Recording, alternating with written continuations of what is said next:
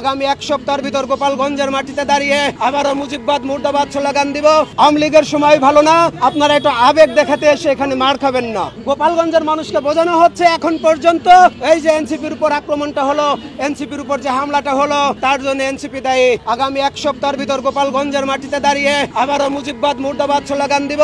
গোপালগঞ্জের মানুষকে শুধু একটা কথা বুঝিয়ে দিব, আপনারা যে রাজনীতিটা দেখেছিলেন সেই রাজনীতিটা ভুল দেখেছিলেন। আপনি আওয়ামী লীগ করতেন, আপনার ছেলে ছাত্রলীগ করতো, পুলিশ কনস্টেবলে ভর্তি হওয়ার সময় শেখ সেলিমের পায়ের কাছে 18 লাখ টাকা রেখেও আপনার ছেলের চাকরি হতে দেখি নাই। আমরা দেখেছি গোপালগঞ্জের ভার্সিটিতে চাকর বাকর, গাড়ি ধোয়া ড্রাইভার সবাই গেছে চাকরির জন্য। যে ভাই আমরা তো আওয়ামী লীগ করি, আমরা তো ছাত্রলীগ করি, আমাদেরকে একটা চাকরি দেন। চতুর্থ শ্রেণীর চাকরির জন্য তাদের কাছ থেকে 10 থেকে 12 লাখ টাকা নেওয়া হয়েছে। টাকা নেওয়ার পরেও তাদের চাকরি হয় নাই। আপনারা শুধু এতটুকু বুঝেন, আপনাদের আপন কেউ ছিল না।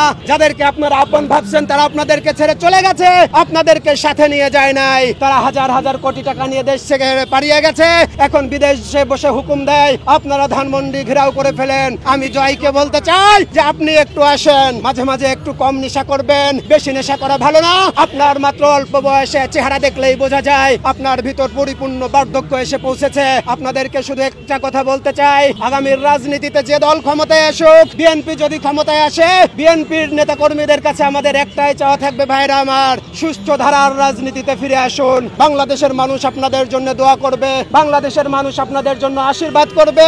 আপনারা মারা যাওয়ার পরও বাংলাদেশের মানুষ আপনাদের কবরের কাছে যে জিয়ারত করে চোখের পানি ফেলবে। আর যদি ফ্যাসিস্টের কোন রূপ আমরা আবার দেখি, আর যদি কোনো ফ্যাসিস্ট ফিরে আসে, আমরা তাদেরকে কোনো রকম কোনো সহযোগিতা করব না। আপনারা দেখবেন সবসময় এই বাধার মুখে পড়ে আছেন। বাংলাদেশের আইনের পরিপন্থী যে কেউ যে কোনো কথা বলবে তাকে ঠিক সেভাবে উপযুক্ত জবাব দিয়ে দেওয়া হবে। আপনারা যারা ধানমন্ডিতে আজকে ফুল দিতে আসতেছেন এবং গোলাপান যখন আপনাদেরকে ধাওয়া করতেছে, আপনাদেরকে পাল্টা প্রতিরোধ করতেছে, আপনারা যারা এটাকে মব হিসেবে চালিয়ে দিতে চাচ্ছেন, আপনাদেরকে একটা কথা বলি, ভাই সময় ভালো না, আওয়ামী লীগের সময় ভালো না। আপনারা একটু আবেগ দেখাতে এসে এখানে মার খাবেন না। কোন রকম কোন ঝামেলা তৈরি করলে যথোপযুক্ত শাস্তি আপনারা এখান থেকেই পেয়ে যাবেন। আইন শৃঙ্খলা বাহিনীর অপেক্ষা আমরা করব না। সাকিব আমাদের জন্য আলাদা কেউ না। যেখানে আমরা শেখ হাসিনাকে তাড়াতে পারছি, সেখানে সাকিব আল হাসান সে তো একটা বাচ্চা মাত্র। শেখ হাসিনার পিছনে অনেক অনেক ক্ষমতাবান চলে গেছে, যারা মনে করতো 2041 সালের আগ পর্যন্ত আমাদেরকে কেউ ক্ষমতা থেকে নামাতে পারবে না। ক্ষমতা থেকে যখন নামাতে পারছি, দেশের আইন দ্বারা যখন আপনাদেরকে নিষিদ্ধ করতে পারছি, তখন একটা বিষয়ে সতর্ক থাকেন, আপনারা আইন বিরুদ্ধ কোনো কথা বললে এই দেশের মাটিতে আপনাদের আর কখনো স্থান হবে না।